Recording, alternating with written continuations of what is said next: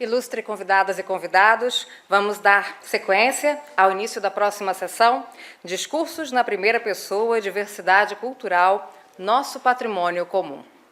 Convido a tomar os seus lugares na mesa o moderador, professor doutor Lourenço do Rosário, reitor da Universidade Politécnica. Os ilustres oradores, o professor doutor Cherno Diallo, ex-ministro da Educação e Cultura da Guiné-Bissau. A professora doutora Fernanda Pontífice, ex-ministra da Educação e Cultura e atual reitora da Universidade Lusíada, em São Tomé e Príncipe. O doutor Mário Lúcio, ex-ministro da Cultura de Cabo Verde. O professor doutor Lourenço do Rosário, doutor em Literaturas Africanas pela Universidade de Coimbra, é reitor da Universidade Politécnica, presidente da Fundação Universitária para o Desenvolvimento da Educação, presidente do Mecanismo Africano para o Desenvolvimento da presidente do Mecanismo Africano de Revisão de Pares, MARP, e presidente da Comissão Nacional do IILP, o Instituto Internacional da Língua Portuguesa. Foi presidente da FBLB, Fundo Bibliográfico da Língua Portuguesa, de 1994 a 2014. É professor associado reformado da Universidade Nova de Lisboa e professor convidado de diversas universidades da Europa, África e Américas. Tem se dedicado à pesquisa, investigação e publicação sobre a narrativa de transmissão oral africana, literatura africana de língua portuguesa, história social e política da sociedade moçambicana. É autor de vasta obra acadêmica com destaque para a narrativa africana de expressão oral, o conto moçambicano, da oralidade à escrita, singularidades, contos moçambicanos do Vale do Zambezé, Dia de Festa, Ano do Sol, Histórias Portuguesas e Moçambicanas para Crianças, Singularidades 2, Narrativa Africana de Expressão Oral, Antologia do Conto Africano de Tradição Oral, Singularidades 3. Tomará a palavra o moderador, professor doutor Lourenço do Rosário. Muito obrigado. Perante ilustres governantes e ex-governantes, eu sinto-me honrado com as excelências ministros e ex-ministros que estão aqui, amigos com quem lido nesta senda da língua portuguesa na nossa comunidade, portanto conheço já há muito tempo. E antes de começar a nossa sessão, gostaria de apresentar 2 ou 3 notas relativamente àquilo que temos vindo a assistir aqui. A primeira nota é em relação ao discurso do Sr. Embaixador Murad Muraji, a quem eu agradeço o convite que me endereçou para vir aqui moderar esta mesa. No seu discurso retive 2 elementos fundamentais. Em primeiro lugar, ele fez a resenha do seu mandato de 4 anos, que termina agora com a próxima cimeira, e nós pensamos que durante esses 4 anos o Sr. Embaixador, que é meu compatriota, trouxe uma dinâmica à CPLP que me parece que era importante nós assinalarmos aqui. Eu pedia-vos uma salva de palmas para o nosso embaixador Murad Muraji.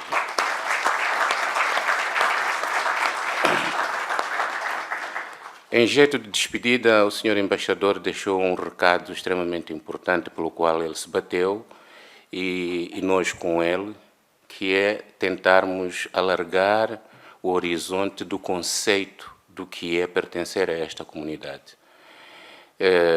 Nós, no ILP, batemos-nos por esse conceito de que mais do que ser exclusivo, ou de haver exclusividade, nós, na comunidade, temos que ser inclusivos, até porque temos muitos países que são observadores e muitos deles estão a pedir adesão à nossa comunidade. Isso, mais do que diminuir o peso específico da comunidade, vem aumentar o peso específico da comunidade. Eu penso que é muito importante verificar esse aspecto como sendo uma batalha ganha, não só com o ingresso da Guiné Equatorial como membro de pleno direito na CPLP, mas outros que estão a caminho de quererem pedir adesão desta comunidade, porque a nossa comunidade só é grande, efetivamente, se nós abrirmos a inclusividade. As outras comunidades, quer a britânica, quer a francofonia, têm também esse conceito da abertura. Então, nós não podemos ser exclusivos em relação ao fator língua. Foi outro recado que o senhor embaixador deixou, com o qual eu comungo totalmente e com ele muitos de nós comungamos, sobretudo nós os africanos, pensamos que deve ser assim. Essa é a segunda nota que me parece extremamente importante e é um legado do embaixador Murad. Em terceiro lugar, as velhas macas de Angola-Moçambique, eu penso que já não é um debate, eu penso que é duas faces da mesma moeda. Nós emulamos-nos mutuamente e foi muito bom que o poeta João Melo, o seu poema foi notável. Só o poema valia toda a sua intervenção. Mas ele deixou aqui uma nota bastante importante. O problema do acordo ortográfico é um não problema para nós africanos. Vou falar por Moçambique, porque eu estou a dirigir a Comissão da Língua Portuguesa em Moçambique. O nosso governo já aprovou o acordo ortográfico, falta a sua ratificação no Parlamento. Portanto, não podemos ser considerados como um país que não ratificou o acordo da língua portuguesa, porque nós queremos, de facto, que o acordo entre em vigor no nosso país. Simplesmente, o poeta João Melo colocou o problema de uma forma muito simples. É preciso ter em conta os vocabulários ortográficos nacionais devem fazer parte do acordo do vocabulário ortográfico comum. Moçambique já fez, já entregou, já faz parte, Timor-Leste também. Naturalmente que Angola está neste processo, portanto, não é um problema. Eu acho que aqui em Portugal, de vez em quando, levanta-se, hoje está em debate, na televisão, nos jornais, etc. A gente passa por aqui e ouve isso. É preciso neutralizar de uma vez para sempre esta questão, porque é um processo, e o Sr. Ministro de Negócios Estrangeiros de Portugal, no seu pronunciamento, disse: vamos aguardar que os outros países ratifiquem. Depois podemos, eventualmente, voltar a falar. Deixemos que os cientistas depois digam alguma coisa, se é preciso revisitar o acordo ortográfico. Eram essas notas que eu queria colocar. Como disse, tenho em minha presença 3 ex-ministros, o que significa, portanto, que houve um critério extremamente importante na seleção dos palestrantes. E a primeira intervenção vai ser do professor Dr. Cherno Jaló. Como disse, é um amigo de longa data, um velho amigo de longa data. Cherno Jaló é doutor em Ciências Econômicas e Ciências Sociais pela Universidade de Geneve, desde 1997. Obteve o grau de licenciado em Ciências Políticas pela mesma universidade em 89. Fundador e primeiro reitor da Universidade Amílcar Cabral, 2001-2005. Desempenhou o cargo de coordenador do Centro de Estudos Socioeconômicos do Instituto Nacional de Estudos e Pesquisas da Guiné-Bissau. E é importante, esse instituto é dos institutos mais notáveis que a África de língua portuguesa tem, e produziu cientistas sociais muito importantes, entre os quais se encontra o Carlos Lopes, que neste momento é um dos mais ilustres filhos da nossa comunidade.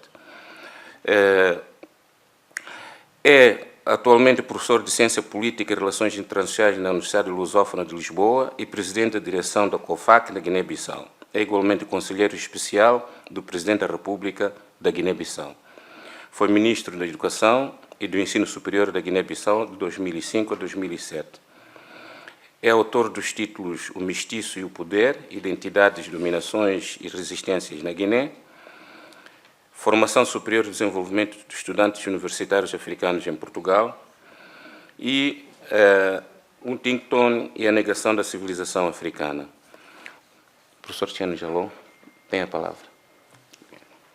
Era eu aqui.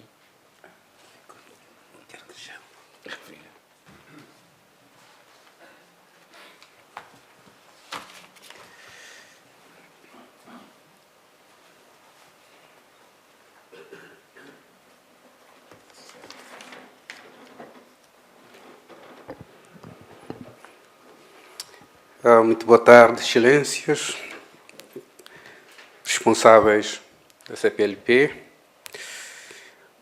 excelências embaixadores, observadores, distintos convidados aqui presentes, caros colegas da mesa. Quero saudar-vos todos em vossas qualidades e méritos. Agradecer muito particularmente a Sua Excelência, o Secretário Executivo da CPLP, Embaixador Murad Murarchi, pelo convite, que me honra estar aqui presente. Sou embaixador, devo confessar que por pouco não teria vindo, por causa da situação neste momento em Bissau, mas os compromissos é para serem honrados, portanto, foi um esforço estar aqui. Tenho muito prazer em participar nessas jornadas muito importantes de celebração dos 20 anos da nossa comunidade. A minha pequena intervenção tenho 20 minutos, de Bissau para cá, portanto 10 e 10, 20 minutos. Vou tentar, nesses 20 minutos com o professor, fazer uma breve reflexão, uma reflexão político-acadêmico, portanto, pelos vícios da profissão, e uma reflexão sobre o que é a temática que nos é sugerida aqui, diversidade cultural, não é? O nosso patrimônio comum. Portanto, uma reflexão um pouco, não diria pessimista, mas sempre estou a tentar aqui mostrar as ameaças que pesam sobre a diversidade cultural. Estamos num mundo de ameaças. Existem ameaças à diversidade biológica, ameaças a espécies, ao meio ambiente, de tal maneira que há certas ameaças que pesam sobre a diversidade cultural. Estas duas noções parecem antagónicas. Diversidade cultural, patrimônio comum. Parecem, portanto, duas noções que tudo opõe. Em primeiro lugar, o termo diversidade cultural evoca a diversidade no seio de um dado sistema cultural, sistema este compreendendo um conjunto de crenças, de referências fundamentais, mais ou menos bem definidos e partilhados. No entanto, a população que partilha esses elementos de base não constitui um grupo homogêneo, mas sim um conjunto composto de subculturas, subgrupos, de populações e dimensões variáveis. Em segundo lugar, o termo diversidade cultural faz referência à coexistência e coabitação de diferentes sistemas culturais, ou, pelo menos, a existência de outros grupos sociais importantes moldados pelas diferentes culturas no seio das mesmas fronteiras geopolíticas, no caso do país, ou de vários países, no caso de uma comunidade como a nossa. Portanto, permita-me, antes de iniciar a abordagem da temática no nosso espaço, de partilhar aqui algumas reflexões sobre essas ameaças de que eu referi, que pesam sobre a noção da diversidade cultural, inspirando-me, sobretudo, dos estudos de um professor canadiano, Danick Parenteau, que é da Escola de Estudos Políticos da Universidade de Ottawa, que, como todos sabem, portanto, que é uma abordagem largamente partilhada, que identifica duas ameaças. Uma delas, a primeira ameaça, é a da globalização. A primeira ameaça à diversidade cultural é a globalização, que é um fenómeno iniciado no Ocidente nos anos 70, que consiste em alargar os princípios do neoliberalismo em todo o planeta através da liberalização do comércio mundial. Portanto, nesse sentido, a globalização consiste numa mundialização do capitalismo na sua versão neoliberal. A ameaça neste contexto resulta da assimilação da cultura a uma mercadoria, ao mesmo título que os outros domínios de intercâmbio submetidos, desta feita, às leis do mercado mundial por ficar reduzido a um simples valor mercantil. Portanto, a assimilação da cultura à mercadoria conduz inevitavelmente a uma redução da diversidade cultural no mundo. As grandes culturas, estou a pensar nos Estados Unidos, nos grandes países europeus, organizadas em potências industriais e culturais, indústrias que possuem um sistema de financiamento recorrente de produções culturais, de estruturas de distribuição global, de estratégias de marketing mundializadas, etc., etc., conseguem, sem equívoco, impor-se nos mercados nacionais da maioria dos países em detrimento das culturas nacionais, regionais e locais. A globalização, graças à mercadorização da cultura na escala planetária, leva inevitavelmente a uma fragilização da diversidade cultural. Portanto, primeira ameaça, globalização que assimila a cultura a uma mercadoria. Diz o autor. A segunda ameaça prende-se com a mundialização.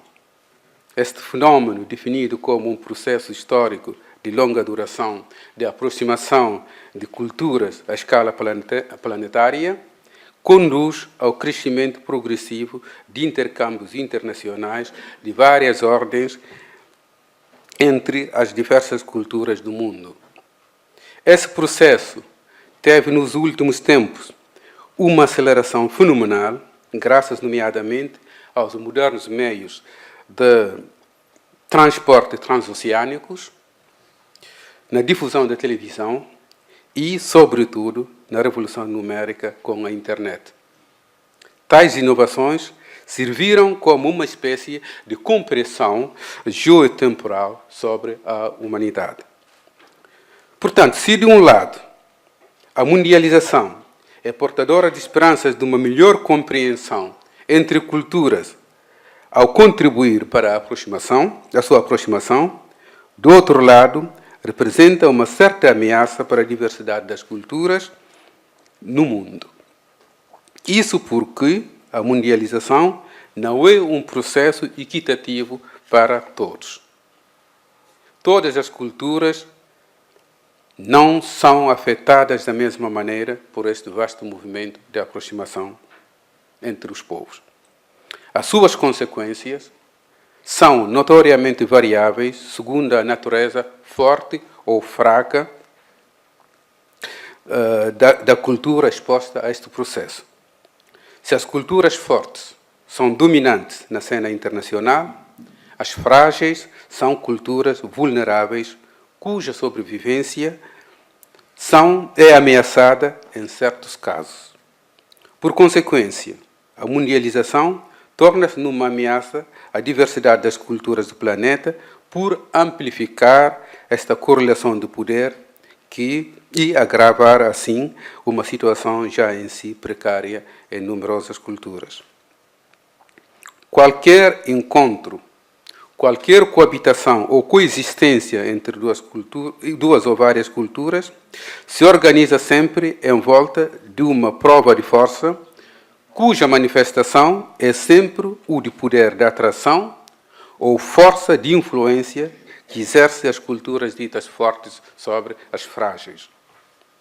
São raros ou excepcionais os encontros de culturas de peso igual, no qual não se verifica uma tal prova de força.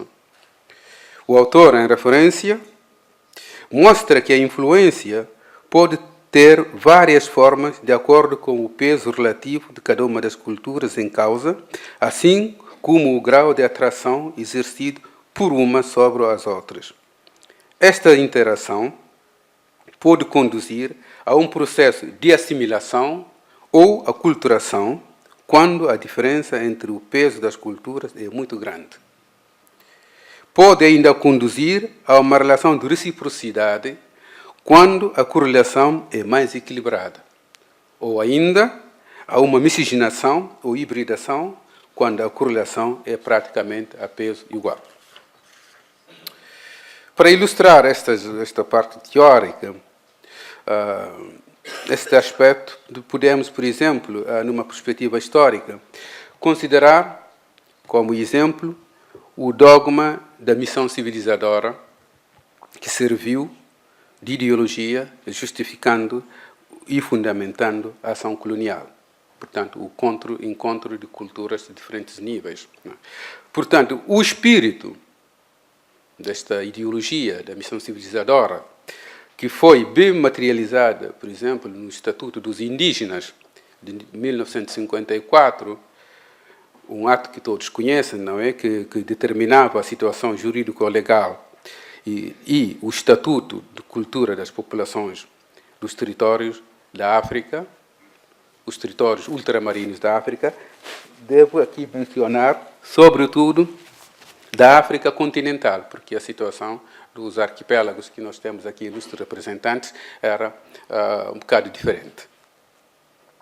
Esta doutrina, elaborada por sábios legistas, era simples nos seus princípios, mas ilusória e particularmente perniciosa na sua aplicação. Por exemplo, em termos legais, todos os residentes das províncias ultramarinas tinham a nacionalidade portuguesa, mas em termos práticos, uma pequena minoria beneficiava dos direitos de cidadão português. Em termos culturais, sendo o critério o grau de civilização, a discriminação disse que não era racial, mas temporária, portanto, imutável. Tudo dependia da capacidade da pessoa de se erguer, não é, à civilização de referência. A população dos territórios, portanto, ficava assim dividida, nesta lógica, em dois grupos. Os civilizados, que integravam os assimilados, e os indígenas não assimilados.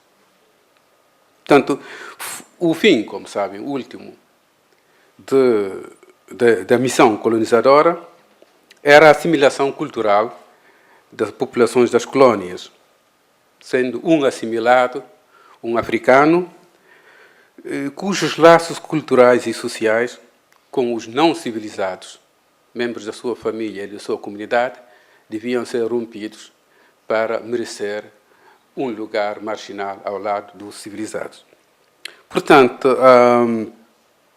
eu queria aqui dizer que, apesar dos longos séculos da presença e do mito da assimilação portuguesa, na véspera da independência,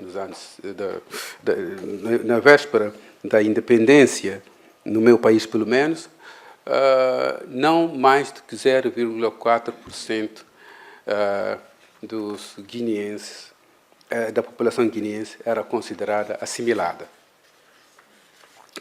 Em suma, isso tudo simplesmente para dizer que, hoje, como ontem, qualquer coexistência entre culturas conduz sempre a adaptações, a redefinições, a mutações, processos baseados numa correlação de poder entre elas.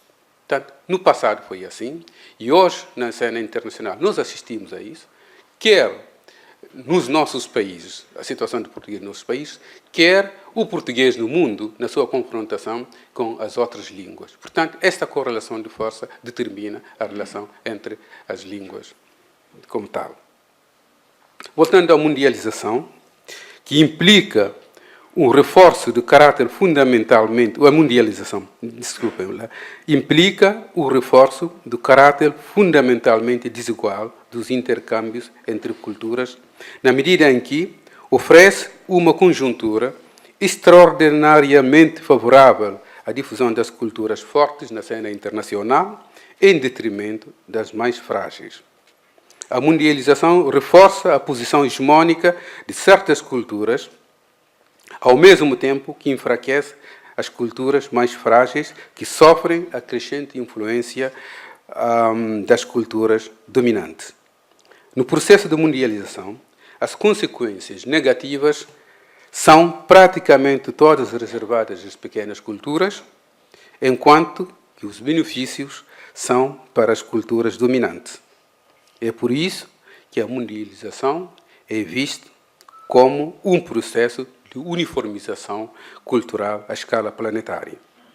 Portanto, feitas as contas, a mundialização é que representa a ameaça mais séria para a diversidade cultural e não a globalização. No que diz respeito à cultura e diversidade cultural, a reflexão sobre a diversidade cultural obriga necessariamente a uma referência à noção de cultura. A cultura, entendida como a soma de ideias, crenças, valores e representações partilhadas pelos membros de uma determinada comunidade. Certos pensadores são de opinião de que, nos nossos dias, assiste-se cada vez mais a um culto de cultura devido à tendência crescente da sua despolitização. Refiro-me aqui a um autor francês bem conhecido, Armand Mettler, segundo o qual tornou-se prática generalizada tratar, em modo cultural, problemas que não se quer abordar em termos políticos. Isso porque o domínio da cultura evoca geralmente uma esfera amplamente neutra, quiçá inofensiva, na medida em que nela toda a carga política parece estar desativada. A cultura se apresenta despida de tudo e tudo o que caracteriza o campo político, nomeadamente os desafios, os litígios e o caráter contencioso. É esta lógica de despolitização da cultura que prevaleceu nos esforços da comunidade internacional com vista a preservar a diversidade cultural do planeta. Na opinião de muitos estudiosos, a despolitização da cultura deve-se ao fato de ela estar cortada e mantida isolada do seu substrato ontológico.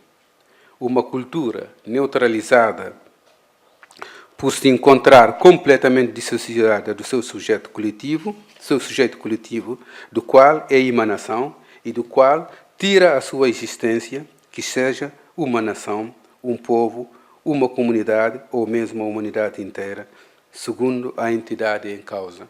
Uma cultura nacional, a cultura de um povo, a cultura local ou a cultura do corpo.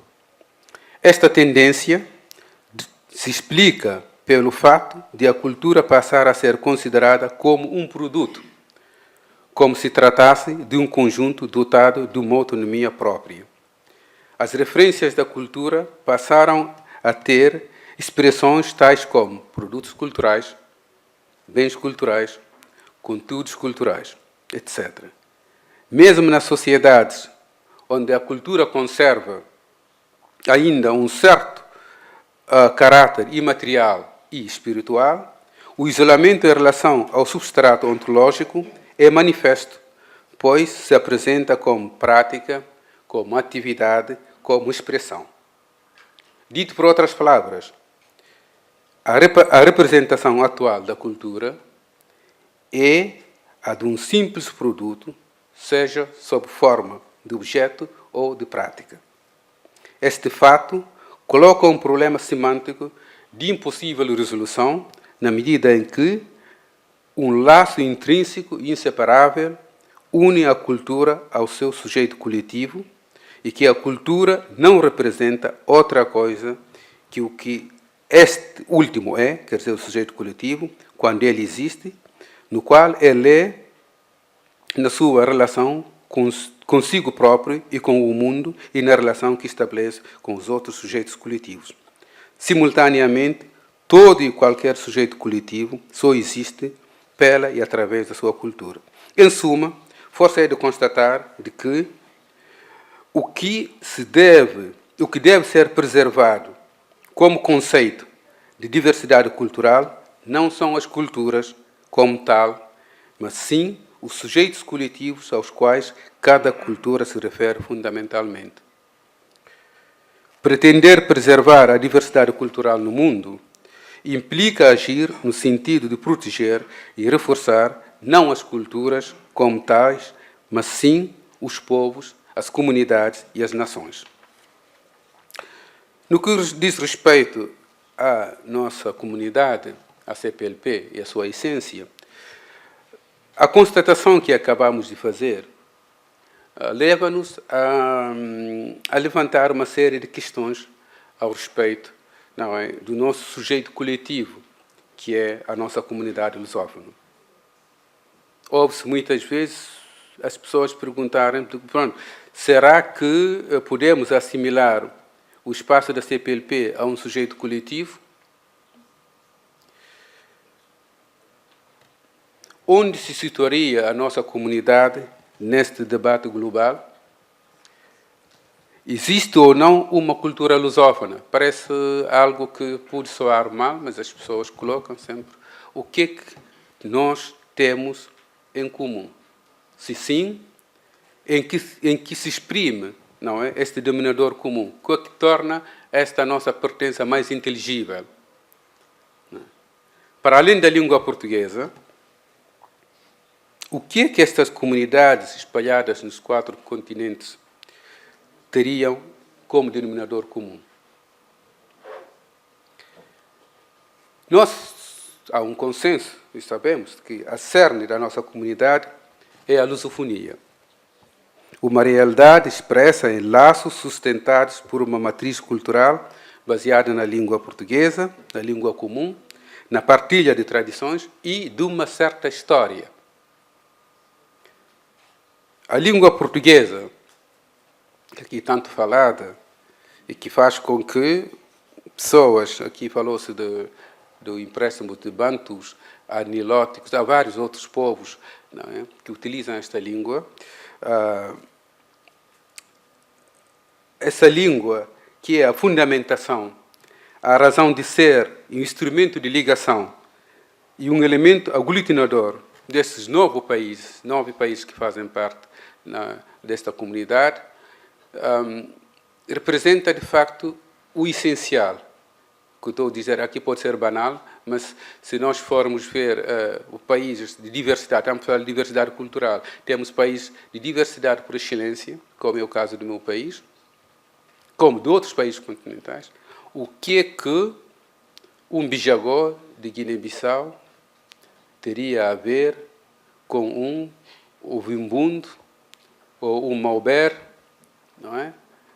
Ou um outro povo qualquer, um grupo qualquer em outros países, se não fosse a pertença de comunidades que têm a mesma língua. Mas também vou chegar a este ponto sobre o mito da língua portuguesa, do número dos falantes.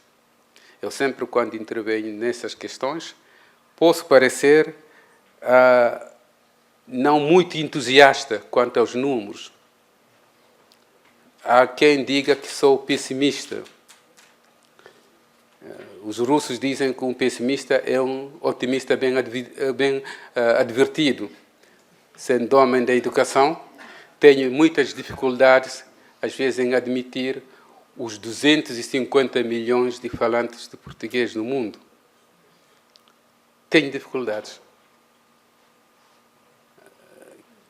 Este número passa necessariamente, basta vermos as estatísticas, a taxa de alfabetização dos nossos países, para termos muitos pontos de interrogação quanto aos números tão referidos, mas eu vou voltar a referir esta questão. Porque esta questão corresponde mais à totalidade da populações dos países de expressão portuguesa. É um critério de contagem, diria eu, de soberania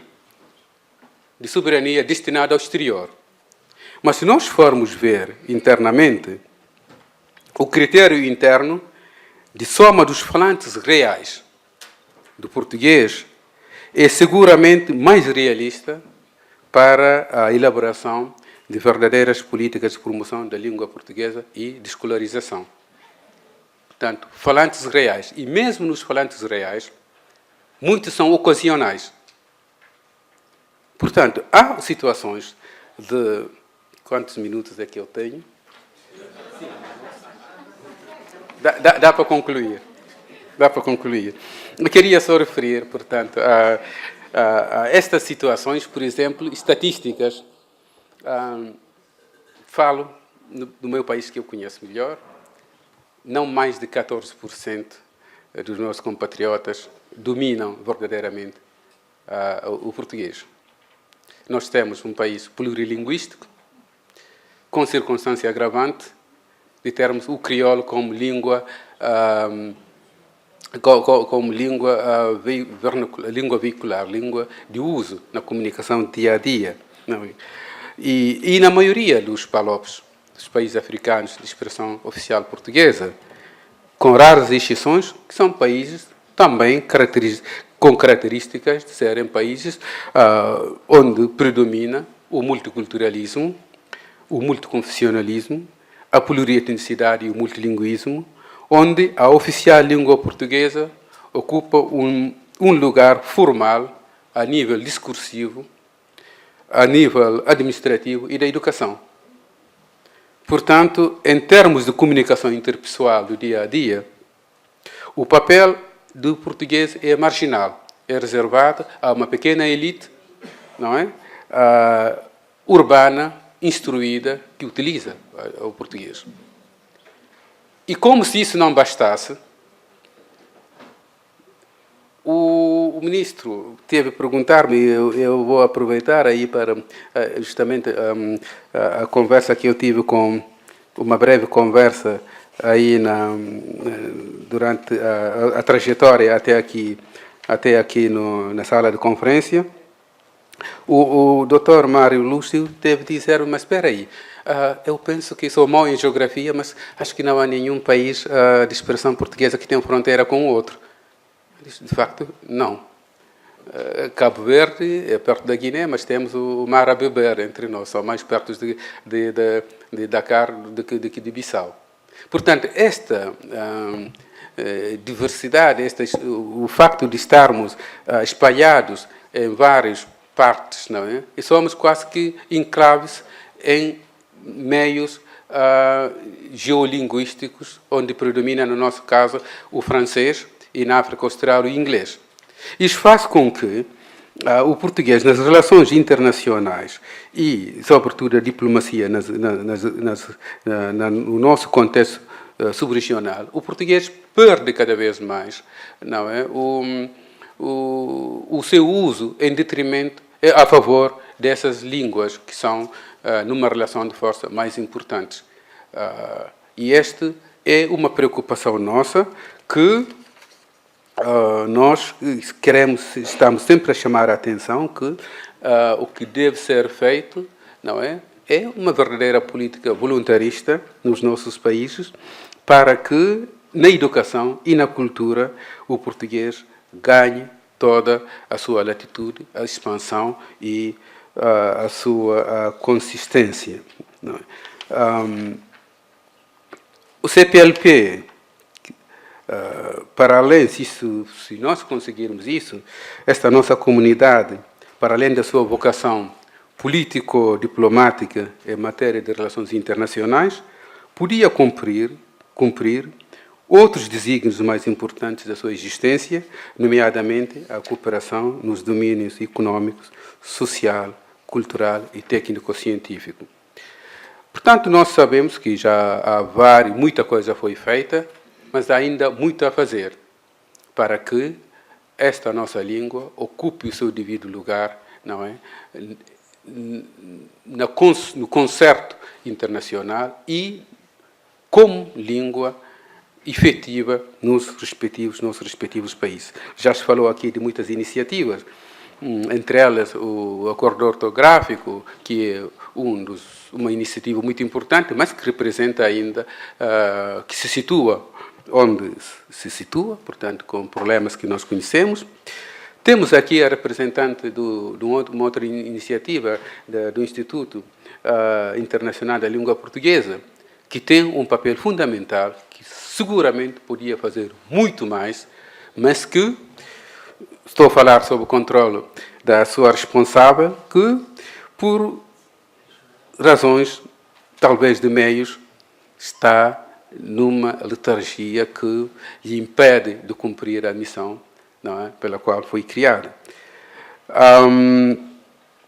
Aqui eu queria só referir, para concluir, já não quero abusar, porque o amigo, as amizades são para serem preservadas, portanto o meu amigo não quer que zangue comigo, só para dizer que há muita coisa que foi feita, mas resta ainda muito a fazer, e concluir para realçar pelo menos um esforço muito positivo e notório em termos de comunicação, que é os esforços feitos pela RDP África e RTP África, iniciativas que são inovadoras, que permitem os PALOPs e as suas diásporas estarem ao corrente dos acontecimentos, não é, dos seus países, e que mantêm pontes em termos de reflexões. Temos aqui grandes comentadores que dissecam todos, passam a pente fino os acontecimentos dos nossos países, que nos permitem, de facto, sentir-se como comunidade.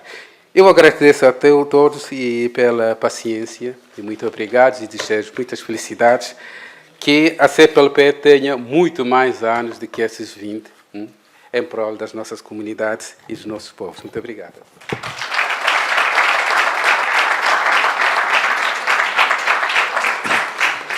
Muito obrigado, professor Dr. Thierno Diallo. Ele deixou-nos aqui 3 notas essenciais que me parecem importantes e que constituem uma preocupação, penso, de reflexão sobre a nossa comunidade e a questão de sermos diversos e, ao mesmo tempo, comuns.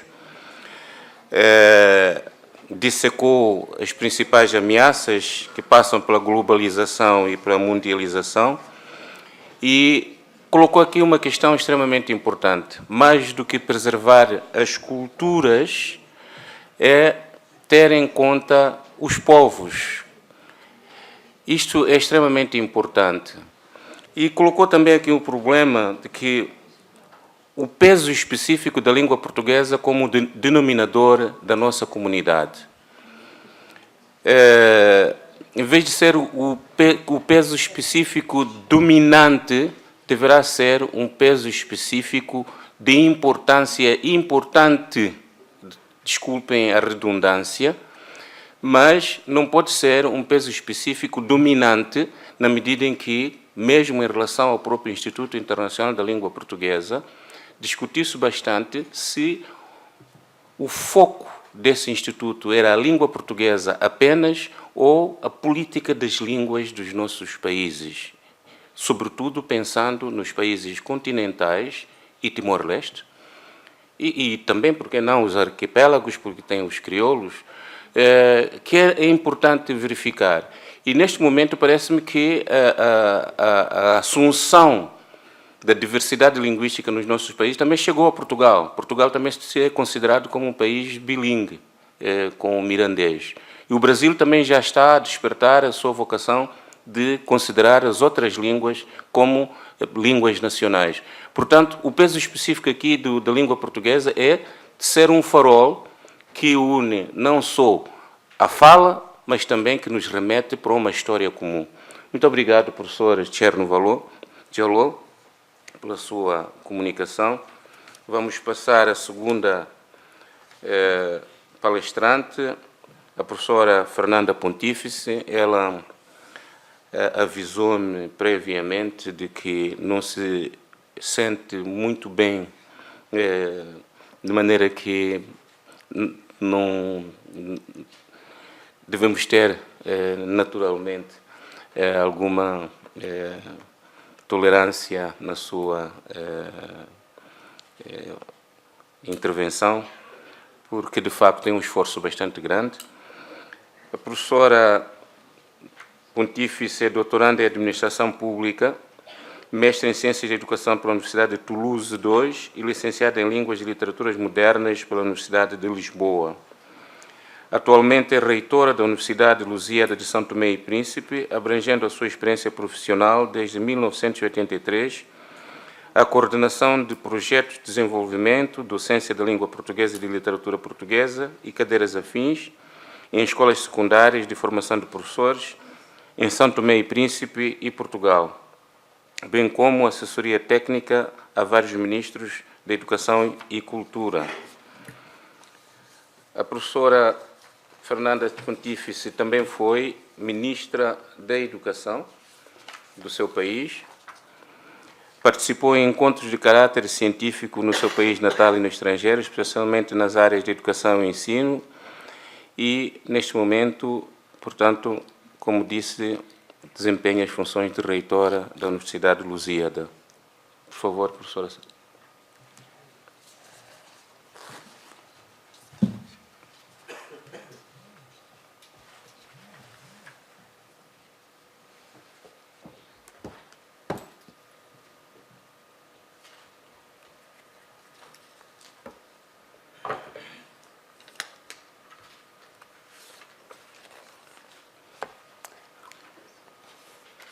Bom, eu gostaria de saudar particularmente Sua Excelência, o Secretário Executivo da CPLP, e agradecer-lhe pelo convite que me formulou para participar nesta mesa redonda. Gostaria de saudar igualmente os senhores embaixadores, representantes dos Estados-membros da CPLP, o senhor representante do Ministro da Cultura de Portugal, a senhora diretora-geral da CPLP, a senhora diretora executiva do IUP. Saudar também os professores, investigadores, membros da comunidade da CPLP aqui presentes. Quando se me deparou o tema desta mesa redonda, eu pus-me a pensar o que queriam com a expressão discursos na primeira pessoa. Optei por falar na primeira pessoa acerca daquilo que eu considero ser a diversidade cultural, mas muito focada no arquipélago de São Tomé e Príncipe. Não faço conceitualizações, é um discurso em que assumo a minha identidade como crioula e que pretendo dar a conhecer, através do meu olhar pessoal, alguns elementos sobre a cultura de São Tomé e Príncipe, porque eu considero que, para falarmos de uma cultura comum, é necessário que nos conheçamos mutuamente. Portanto, a minha comunicação versará sobre aspectos muito particulares da cultura de São Tomé e Príncipe, alguns com especial foco na língua, nas questões da língua. Portanto, foi-nos proposto falarmos hoje, Dia da Língua Portuguesa, na primeira pessoa, sobre o tema discursos na primeira pessoa, diversidade cultural, nosso património comum. A enunciação do tema desta mesa redonda reconhece à partida a diversidade cultural como sendo uma realidade e proclama igualmente essa diversidade como uma riqueza e como um património comum. Cada elemento que concorre para essa diversidade é único, tem a sua identidade própria e traços que a distinguem dentre todas as outras. A diversidade comporta, no seu seio, identidades distintas com elementos que as distinguem uns dos outros, que os distinguem uns dos outros. No caso particular de São Tomé e Príncipe, a insularidade, a localização geográfica, a pequenez geográfica e demográfica, aliados à história do arquipélago, concorrem para a conformação da sua gente e da sua cultura, conferindo-lhes uma identidade crioula. De recordar que São Tomé e Príncipe é o mais pequeno Estado-membro da CPLP, com pouco mais de 1000 km².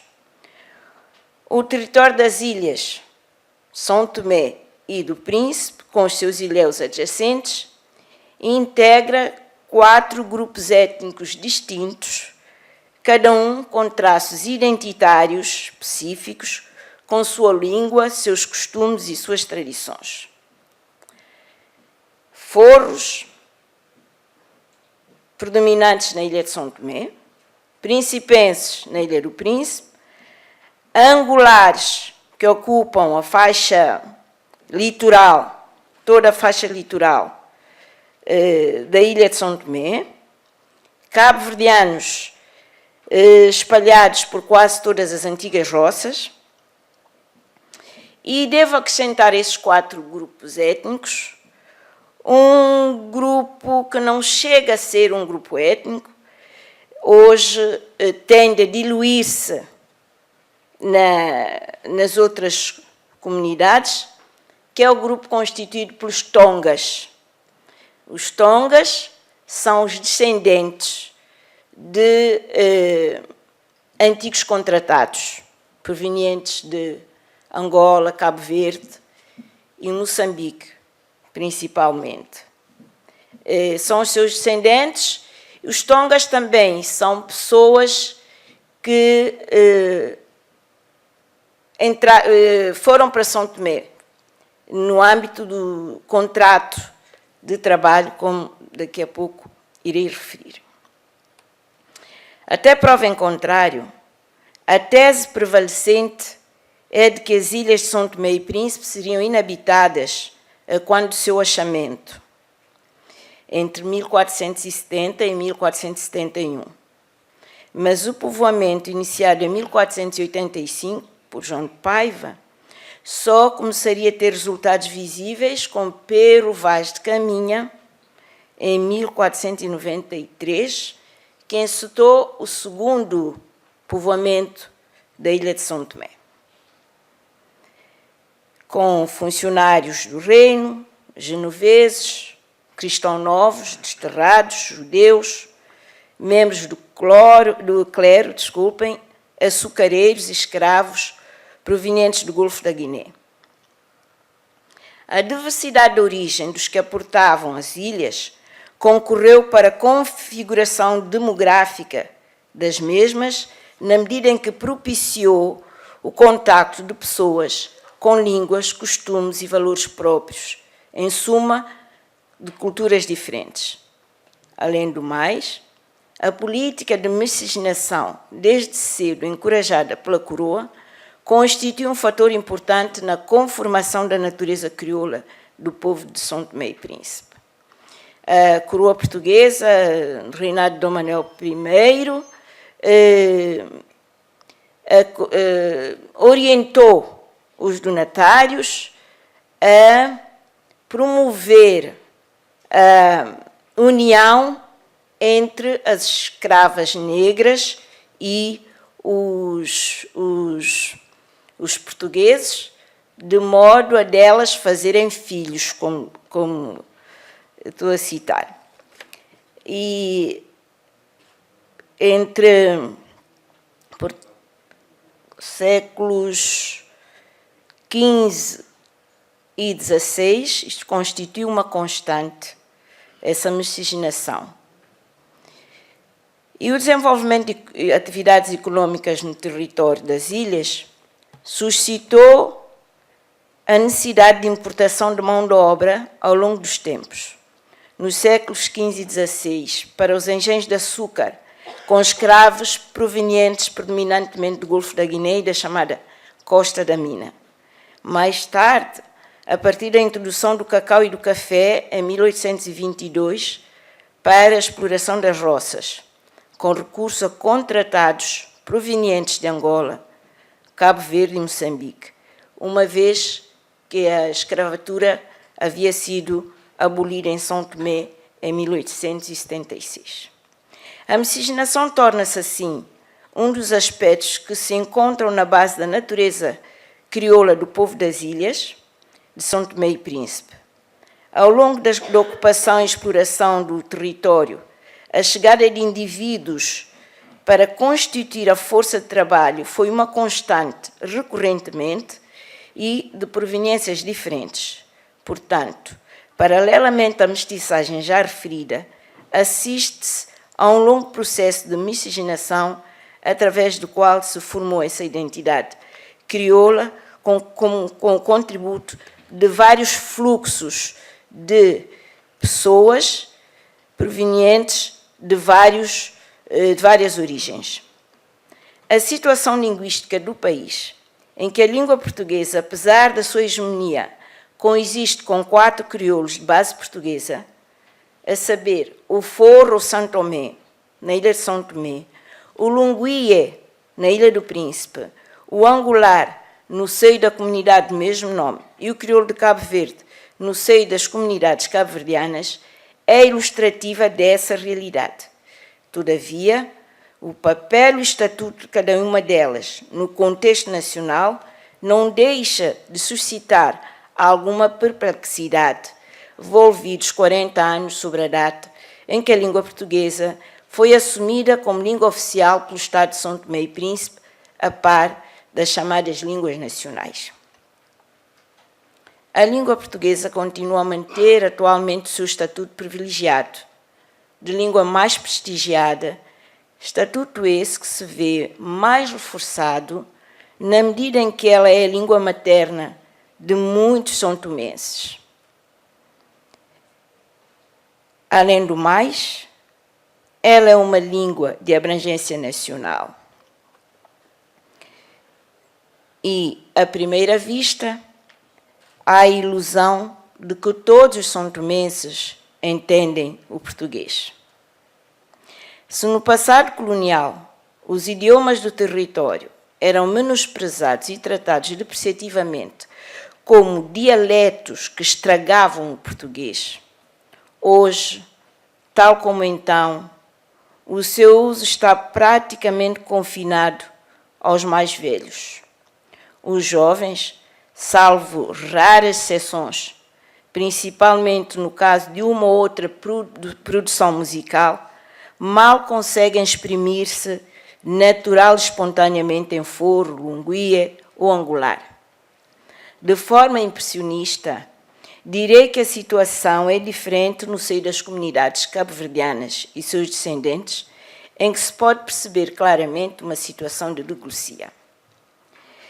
Mas se a língua portuguesa vem consolidando cada vez mais o seu estatuto enquanto língua oficial, de exercício de poder, de ensino-aprendizagem, de administração, de culto religioso, verificam-se desvios dessa língua falada pela maioria da população em relação à norma padrão. Diga-se que em São Tomé e Príncipe a norma utilizada é a norma portuguesa. A variação em relação à norma sucede a vários níveis.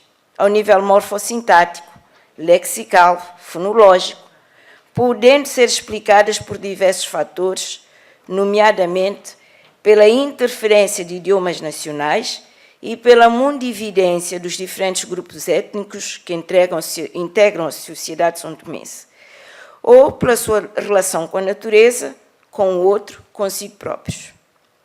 Na variante do português São Tomé e Príncipe, a grande maioria do povo diz: eu molhei uma chuva.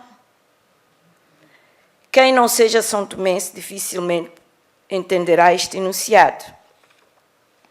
Ele quer dizer, apanhei uma grande molha, molhei-me à chuva. Portanto, nós, os são-tomenses, na variante oral do português, dizemos: eu molhei uma grande chuva. Também dizemos: Ontem eu tapei pano porque estava frio. Em vez de ontem tapei-me com lençol. Dizemos, sapato está a doer-me pé. Quer dizer, doem-me os pés por causa dos sapatos apertados. Como se o São Tomense tivesse o poder para molhar a chuva em vez de ser molhado por ela. Como se pudesse tapar o lençol em vez de ser tapado por ele. Inocência Mata avança o exemplo enunciado, dinheiro perdeu-me, explicando a propósito que parece ocorrer uma animização do objeto. A ontologia deste pensamento gramatical parece conferir à pessoa uma desresponsabilidade no ato da perda, tornando-a vítima em vez de sujeito ativo. Todavia, aqueles que falam assim reivindicam orgulhosamente o estatuto de falantes de português. Uma vez, cruzámos-nos, o meu amigo Albertino Bragança e eu, num povoado piscatório bem distante da cidade capital, com um grupo de mulheres palaiês. Palaiês são as peixeiras ou vendedeiras. E metemos conversa com elas em Forro. A reação de indignação não se fez esperar. Che, nós aqui também sabemos falar português. Estão a falar Forro conosco por quê? Reação semelhante numa ação de campanha em que eu participava numa zona rural. Ao iniciar a reunião em Forro, pensando poder ser mais eficaz na comunicação, o líder comunitário advertiu de forma perentória: nós aqui falamos português. Ao nível lexical, a existência de uma panóplia de termos incorporados no português de São Tomé e Príncipe merece registro no vocabulário ortográfico nacional. O mais culto dos são-tomenses dificilmente empregará expressões como sôfrego, sofreguidão. Os termos lufugoso e lufugosamente serão para ele mais expressivos, acontecendo o mesmo com fulumento, afabal, palaiê. Traduzindo, proceder de forma lufugosa ou lufugosamente é procurar algo com sofreguidão, sofregamente. Fazer fulumento é entrar numa disputa pela aquisição de alguma coisa. Nos últimos tempos já não tem havido muito fulumento, felizmente, na nossa sociedade. No tempo das bichas, das filas, para se obter os bens alimentares de primeira necessidade, havia muito fulumento. Os são-tomenses utilizam a palavra afabal ou afabalmente, e afabal como se faz por ocasião das festas, como se afabalmente, por ocasião das festas religiosas, é servida após a procissão uma refeição a título gratuito. Todo mundo que lá vai tem o direito de comer e beber. Então, isto é, come-se afabalmente. De igual modo, o mais assimilado dos são-tomenses não deixará de recorrer a interjeições como cacau, che, para exprimir espanto, surpresa, perplexidade, ou ao kirale, para exprimir a sua dor ou para pedir socorro. Nessas situações, ninguém recorrerá à expressão equivalente aqui del rei da língua portuguesa. Kiraleo, piamonga moleno malie, aqui del rei, vejam só como eu vou morrer no mar. foi o grito de desespero pronunciado por um foro são-tomense, muito finório, residente em Lisboa, e que, pouco tempo após a sua chegada, demonstrava já não se lembrar das coisas da terra, nem sequer do nome dos frutos. Mas um dia, na travessia do Tejo, perante uma grande onda que desestabilizou o barco, ele foi o primeiro a procurar, no mais profundo do seu âmago, as palavras da sua língua materna para exprimir o seu dor, que da leu Piamonga Mulina. Sendo a língua uma das expressões mais significativas da cultura, o panorama linguístico do país reflete certamente a complexa teia de relações de interdependência e interferências mútuas entre os idiomas em presença, mas também os valores pertencentes aos respectivos grupos étnicos, ao povo. Para além da língua, outros aspectos da cultura traduzem a riqueza cultural desse pequeno território, o que faz com que o país seja considerado um verdadeiro mosaico de culturas, um país multicultural e multilingue, em que as distintas culturas dialogam, intercambiam e influenciam-se mutuamente.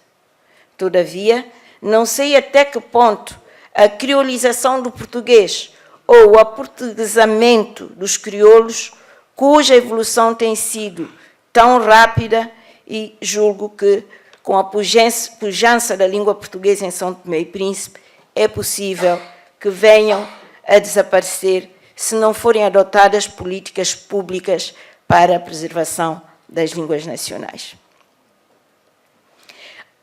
Ao nível da gastronomia, o calulu, ex-libris da gastronomia são-tomense, com parentes próximos no Brasil e em Angola, a par do cozido de banana de Jogó, do Isaquente, na ilha de São Tomé e na ilha do Príncipe, o molho no fogo, o fungi maquita, o obobó, o isaquente do coco, a zagoia, a muqueca, também com parentes próximos já nas citadas paragens, típica da gastronomia, e a parte da cachupa, típica da gastronomia cabo-verdiana, mas apropriada e reelaborada pelas gentes de São Tomé e Príncipe.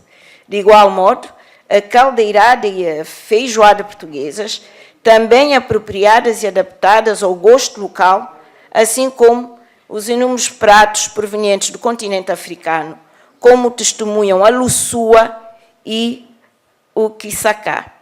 Digamos, então, que a gastronomia nacional de São Tomé e Príncipe, marcadamente caracterizada pela apropriação e pela reelaboração dos pratos portugueses, europeus, africanos, brasileiros, em função dos ingredientes locais e do gosto, constitui um testemunho vivo da cultura crioula, forjada a partir do contacto entre povos de origem diversa, por circunstâncias várias, passaram a comungar o espaço das ilhas. Fruto de encontros seculares, atualizados de geração em geração, o folclore reflete a idiosincrasia de cada um dos grupos étnicos em presença, apesar de se regirem à escala nacional. Eu ia falar aqui, enumerar mas já não tenho tempo, e vou terminar e a mostrar que cada um dos grupos étnicos tem um folclore próprio, específico, mas que cada um tem o seu papel, ocupa o seu papel ao nível da cultura nacional. Eu concluirei dizendo que, se a cultura é uma construção humana que se expressa através de universos simbólicos e de sentidos socialmente partilhados, que permitem a uma sociedade, a uma comunidade, chegar a tudo o que construiu como povo e sobre os quais se constrói um sentimento de pertença e de diferença, como afirma Arias, então a questão que se deve colocar é: em que medida terão os vários povos da CPLP, principalmente os políticos, a consciência dessa pertença, principalmente os não políticos, a consciência dessa pertença a uma comunidade. Muito obrigada.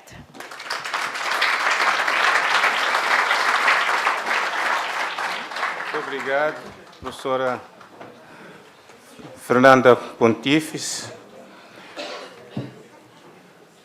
Roubou-nos 4 minutos,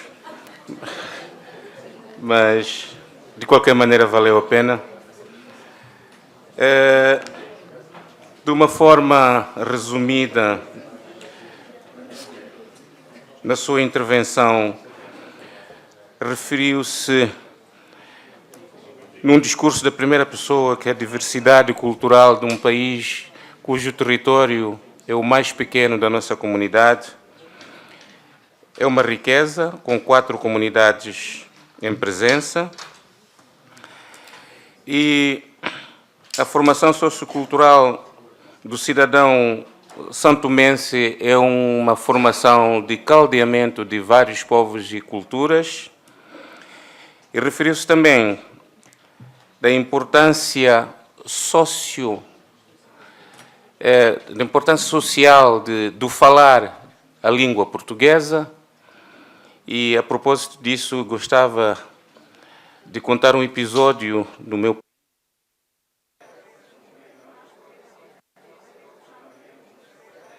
num restaurante, e o empregado aproxima-se dele e fala numa das línguas moçambicanas, nesse caso a língua do Sul, e o cliente vira-se para ele e diz assim, em português: o senhor não é moçambicano? Sou. Então, se você é moçambicano, por que não fala em português comigo? Portanto, é algo extremamente importante este aspecto. E o outro aspecto, que foi o último desafio que a professora Fernanda Pontífice deixou aqui, que é o derrubar dos mitos. Nós estamos habituados na comunicação social, o professor Cherno Jalot também falou da RTP África, RDP África, etc., sobre a questão da lusofonia. E vamos derrubar um mito. Diz assim, no campeonato mundial vai estar o Portugal, Brasil e os países lusófonos. Eu pergunto, quem são os países lusófonos? Então, isso é extremamente importante, não é? Derrubar esse mito. Se vamos falar de países lusófonos, somos todos. Se não somos todos, então Portugal, Brasil, Angola, Moçambique, etc., etc. É nestes meios intelectuais que nós temos que atacar determinados mitos que muitas vezes denotam algum preconceito que, naturalmente, nós, os académicos, devemos atacar de frente. Muito obrigado, professora Fernanda Pontífice.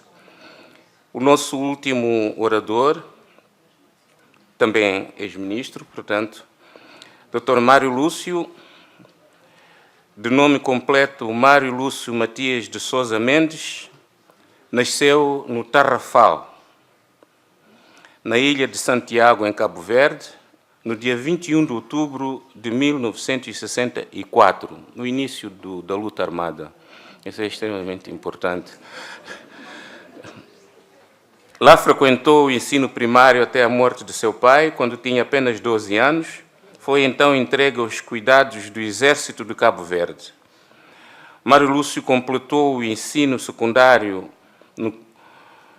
ao cuidado das autoridades militares e viveu no quartel de Tarrafal, que serviu como um campo de concentração durante o período colonial. Todos nós temos, naturalmente, referências sobre o campo de Tarrafal. E alguns de nós já visitaram esse campo.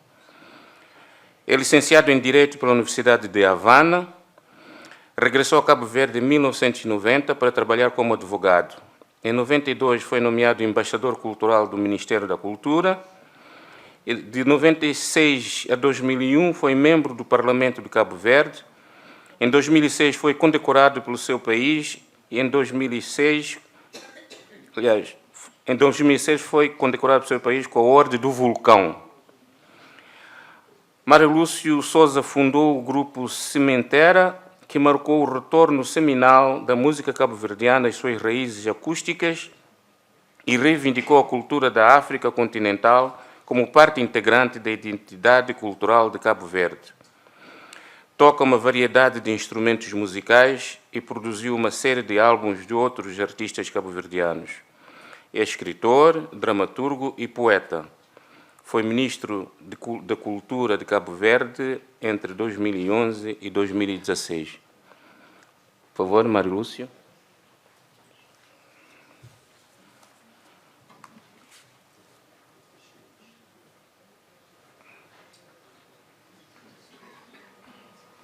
Muito boa noite a todos.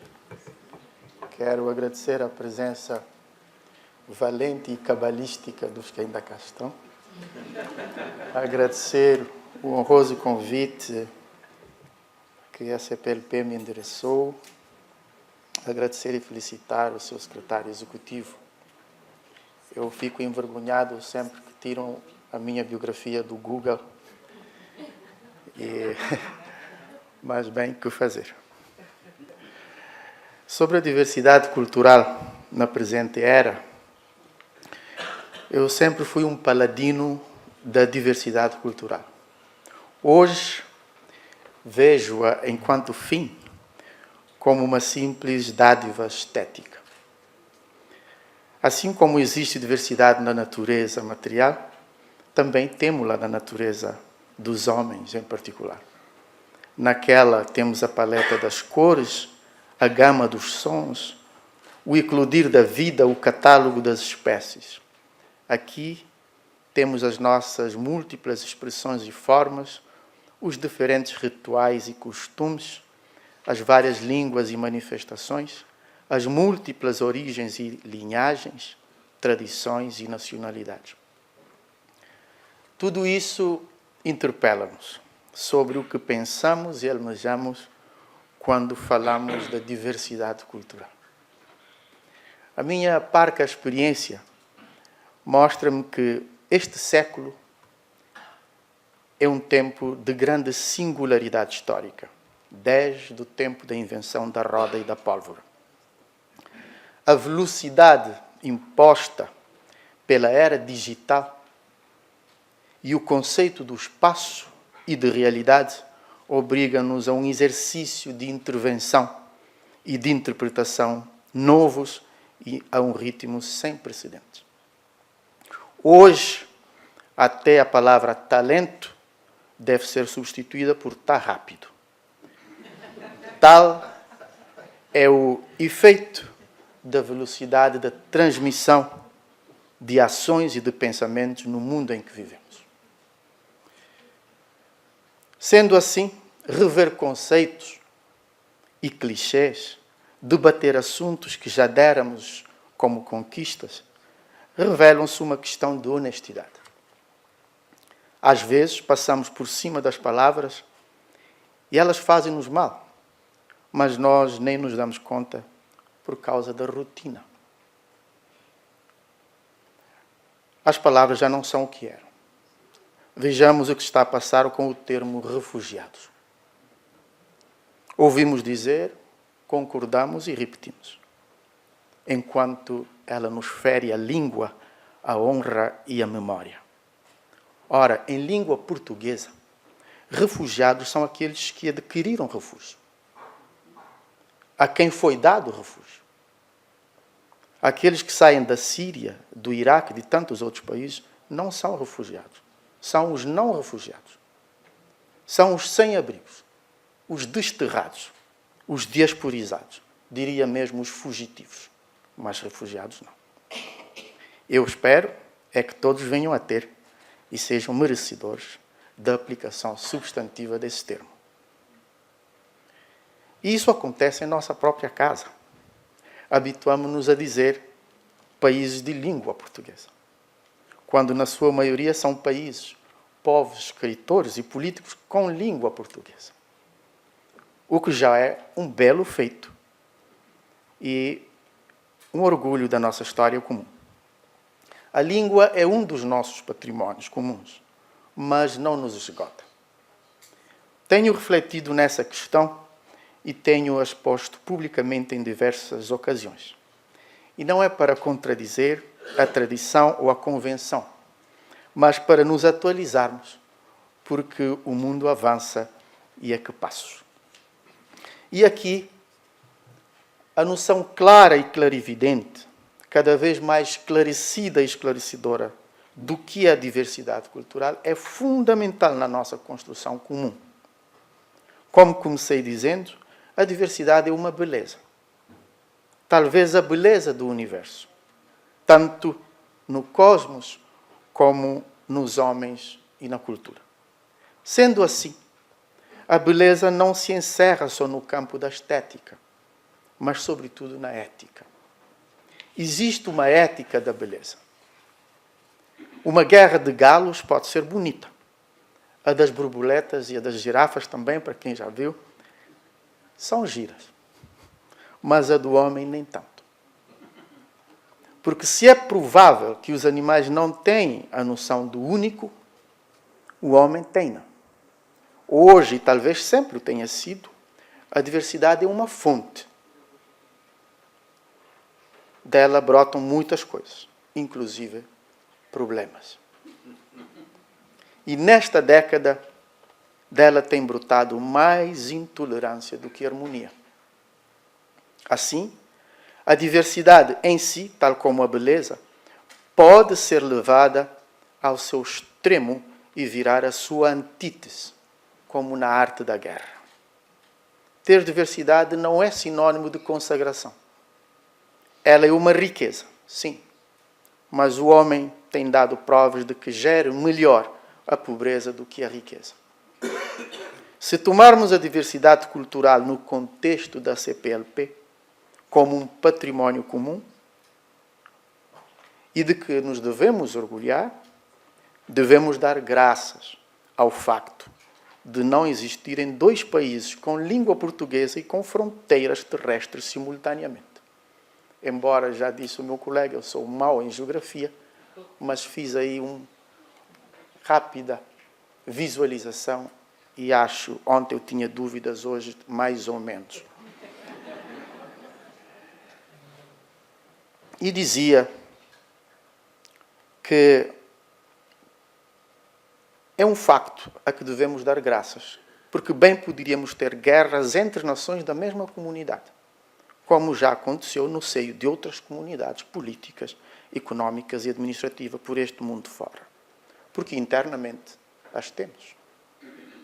Para que uma estátua de Buda seja bela tanto no sul como no centro de Timor, para que a palavra liberdade seja bonita tanto em luandinos textos como em prosas agualusas de Lisboa a Luanda, para que o voto único de cada um seja tão valorizado por aqueles que ganham como por aquele que perde as eleições em Cabo Verde. Está um aqui. Para que o vermelho e o amarelo sejam cores do mesmo arco-íris verde e amarelo em Brasília e em Bissau. Para que o sul e o norte sejam vistos como belos pontos cardeais e imaginários, tanto em Moçambique como em São Tomé e Príncipe. Ciente de que todo o sul é norte de um ponto mais a sul. E todo o norte é sul de um ponto mais a norte. Dizia, para que tudo isso seja celebrado, a diversidade cultural. Nossa beleza prima e pura deve ser entendida, sobretudo na sua dimensão ética. A diversidade já meteu medo no passado. Continua a meter medo no presente. Tudo porque, como o homem tem a noção do único, ele, erradamente, tenta em permanência sobrepor a sua unicidade a outro. Não tolera semelhanças nem dessemelhanças e protege-se no pressuposto da exclusão e da eliminação do outro. Ora, perceber que é preciso diversidade para que a unicidade possa existir, porque cada existência é única, deve fazer parte de uma reflexão permanente e comum. E nisto, felicito os organizadores deste evento. Neste sentido, a diversidade devia ser declarada património da humanidade talvez o nosso património primeiro da humanidade, porque é preocupação da humanidade. Por isso é bonito que a CPLP toma a diversidade como património comum, no contexto de que é uma preocupação central.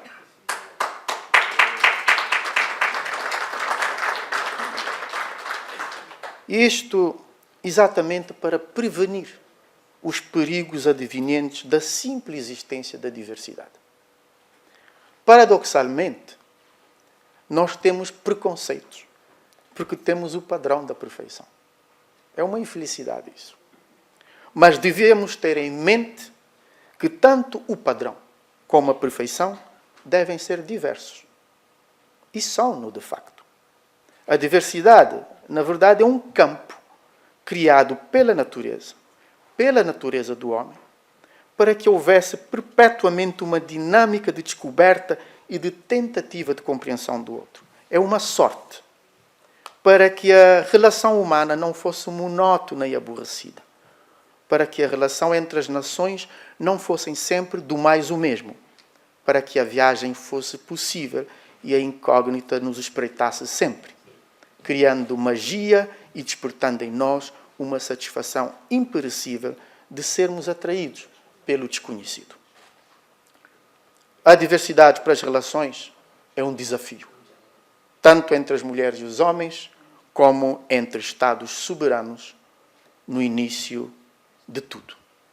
Assim que, entre as mulheres e os homens, entre as organizações, entre os Estados e as nações, no início de cada conversa, de cada dia, de cada contacto, de cada negociação e de cada celebração, de cada cooperação e de cada opinião, o Om, o mantra, a oração e o pensamento, primeiro, devem ser antes de tudo. Mostra-me quem eu sou para apreender quem tu és. Muito obrigado.